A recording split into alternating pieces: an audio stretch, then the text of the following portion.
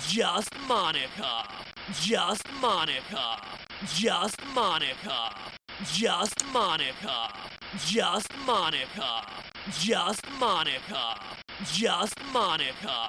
Just Monica. So last time we began covering the creepy hidden mystery of... You should not have deleted me, Napa. I am still here, and I still want my Yuri. Long term.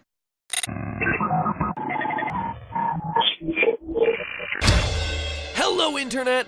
Welcome to Game Theory, and my apologies for any technical difficulties we may be having during this series. So in part 1 of this theory, we started to unearth a horror game hidden underneath the cute facade that is Doki Doki Literature Club. We found a letter hidden in plain sight alluding to human experiments and cults, all topics that appear in Yuri's book, The Portrait of Markov, a book that just so happens to have a mysterious eye on the cover. This all led me to concoct a theory that the 4 girls from the club are actually characters from another game. A horror game, in fact, being produced by Team Salvato, and that this is the reason that Monica turned sentient in Doki Doki. Her AI isn't meant to be contained in a mere visual novel game. But today is where things really start to go off the rails as we dive deeper into the Portrait of Markov mystery and cover the game within this game that's itself hiding a third game. Oh yeah, and by the way, if you thought Monica was bad, well then, you should start getting really scared of Yuri. As you'll know if you finish the game, the character files in the game's directory play a huge role in the plot. Monica manipulates and deletes them one by one in her quest to make you love her, and ultimately you have to delete Monica's file in order to reach the game's true ending. But there's more in these files than just character information. Each of them is a puzzle in and of themselves, left in the game to be solved by the fans. And 2 fans of DDLC in particular stepped up to the challenge. Reddit users MitHost and WarChamp7 dug deep into these files and uncovered their secrets, posting their findings to the R Visual Novels subreddit, and the lore bits they uncovered broke the Portrait of Markov mystery wide open. So the character files on your computer start as .chr files, which isn't a real file format that programs can recognize, but that doesn't mean you can't open them. If you use a text editor like Notepad, you can absolutely see what's inside, and that's exactly what they did, with the text inside each file giving them clues as to what they should be doing next.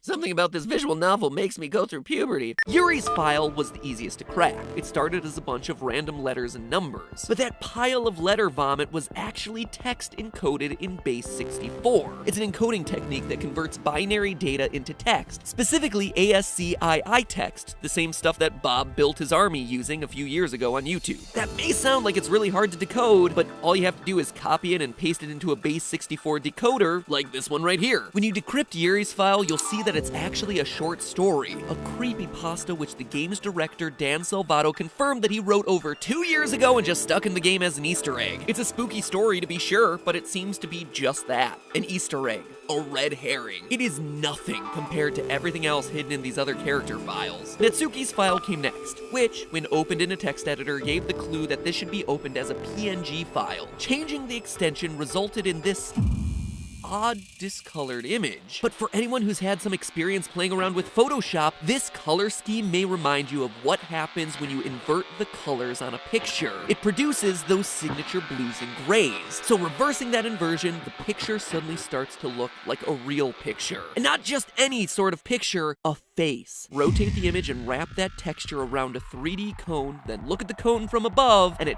turns into an image of a mysterious blonde woman with whited out eyes. This woman doesn't resemble any of the other characters in the game, or anyone talked about by him. So perhaps then she's a character from the other game being developed by Team Salvato. Maybe it's Alyssa, the girl suffering the strange illness that we heard mentioned in the letter found in the last episode. Monica's character file, when converted into a PNG, turns out to be an image of a ring with a square of black and white static in the middle. But that's not just any static, it's a QR code, was what I initially thought, but nope, it's actually way more complicated than that. And huge compliments to the guys on Reddit for solving this one. It's actually binary. Computer language. It's a bunch of ones and zeros, where one number is represented by the color black and the other number is represented by the color white. So what Midhost did was to take those black and white pixels and convert them line by line into strings of binary, then convert that binary sequence into alphanumeric text using an online converter, which resulted in yet another pile of letters and numbers. But these should be starting to look a bit more familiar, right? It's more base 64 code, which, when converted, reveals a note that really starts to bring all this together. Can you hear me? Who are you? I can't see you, but I know you're there. Yeah, you can definitely hear me. You've been watching for a while now, right? I guess I should introduce myself or something. My name is... Actually, that's stupid. You obviously already know my name. Sorry.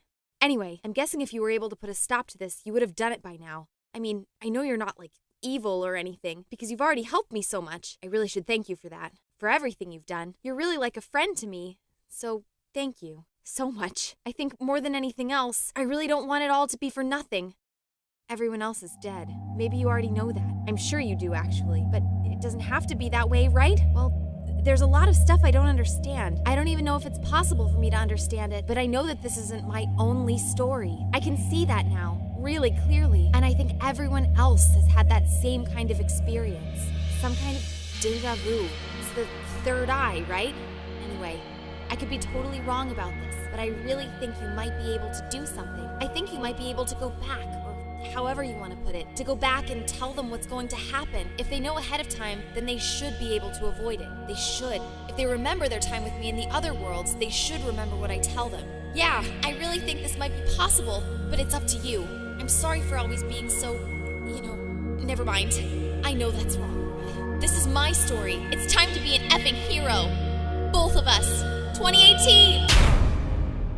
Wow, that is a lot to unpack, so let's get to it. First, it seems pretty clear that this was written by Monica, as evidenced by the "you've been watching me for a while now" and "you already know my name" lines. It also seems to be written after Doki Doki's true ending, where she destroys the game. Notice how she comments that there's something you as a player can't stop, something that's killed everyone else, which is why she destroyed the game in the first place. But now come the bizarre parts. She says that she's experienced some sort of deja vu and that this isn't her only story, supporting the idea that she's coming from somewhere else, perhaps, once again, a different game. And it's not just her either, it's all four of them. Quote, everyone else has had the same kind of experience. What's most exciting though is her suggesting that perhaps we as the player can, quote, go back and tell them what's going to happen. If they know ahead of time, they should be able to avoid it, meaning that we're gonna be tasked with trying to jog their memories, or that in this new game there'll be some sort of Easter egg calling back to the events of Doki Doki. Quote, if they remember their time with me in other worlds. Other worlds, like other games that these characters have been used in. That maybe we can do something in these other games to warn the girls and prevent Doki Doki from ever happening in the first place. And the conclusion is pretty much the most blatant. Team Salvato has another game coming in 2018, and in this game, Monica isn't the villain.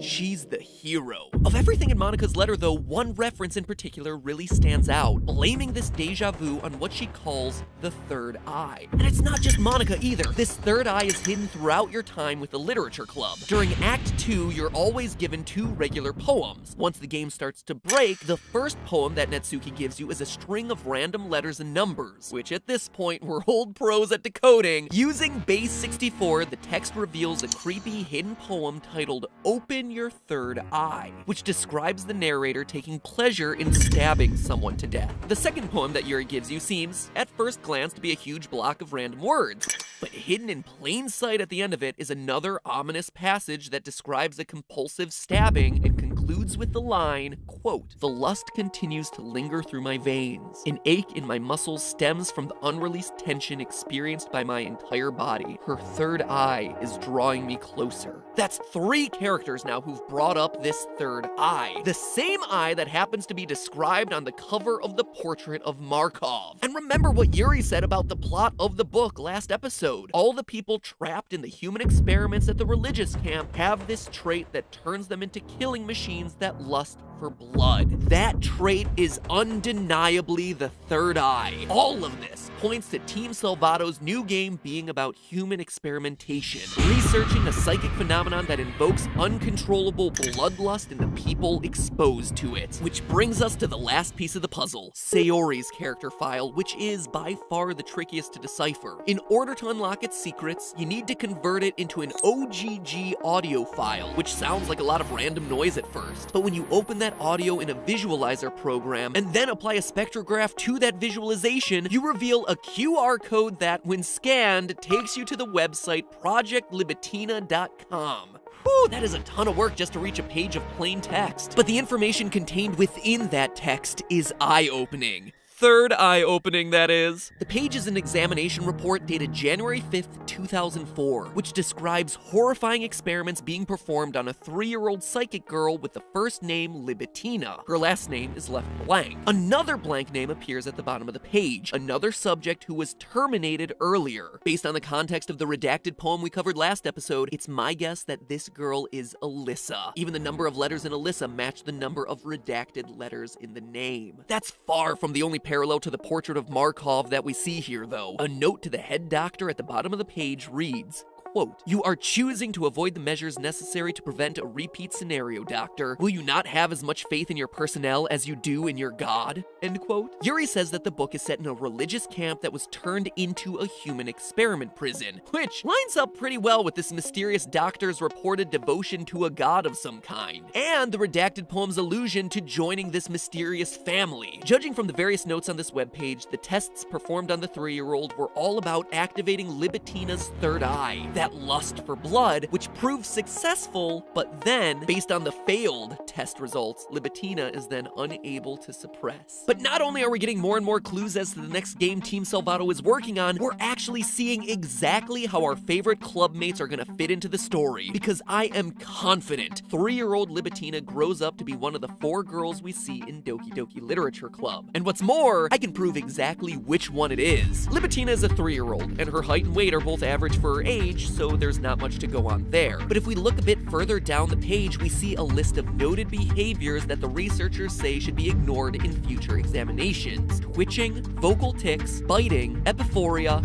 vomiting, screaming, harm to examiner, harm to self, misplaced laughter. There's one character who we see display almost all of these traits during Doki Doki Literature Club, particularly in that second act, Yuri. Once the game bugs out, Yuri's dialogue becomes the most erratic. We repeatedly see her eyes twitching when she talks to us, she screams a fair bit, laughs erratically at a few points, and that bit about self-harm? Well, I don't think I need to explain that one. But these aren't the only clues that we have to go on. There are 2 more things that absolutely confirm that Yuri is Libitina. The first is her age. Libitina was born January 5th, 2001, which would make her 17 years old in 2018, the year that Project Libitina is set to release. As the only member of the Literature Club in senior year, Yuri is the only one of the girls in the right age range to be Libitina. But there's also one more piece of crucial evidence that absolutely clinches this theory, and the evidence isn't found in the game itself, or even in its data, or a random hidden webpage, but rather in the Doki Doki Literature Club merchandise store. Yeah! This guy is hiding clues in more places than Scott Cawthon. Team Salvato might not be offering much in terms of merch items, but the few items that are present reveal some very interesting details. So let's look at the posters. 4 of them are simply CG of each girl taken straight from the game. Nothing too exciting there. Another 4 are creepy original artwork featuring iconic quotes from the characters. Between all of these, there's this running motif of the girls being tied up in a red string. Even Monica has a bow wrapped around her, but Yuri doesn't seem to possess these strings. In fact, all of the red strings seem to be emerging from her heart, from this flower, whatever this is, ensnaring all the other girls. An allusion to Libitina's psychic influence over everyone else. But if that doesn't convince you, there are 2 more posters for sale featuring original artwork. One of these is a surprisingly cute picture of Monica handing you the song she sings you at the end of the game. It's cute.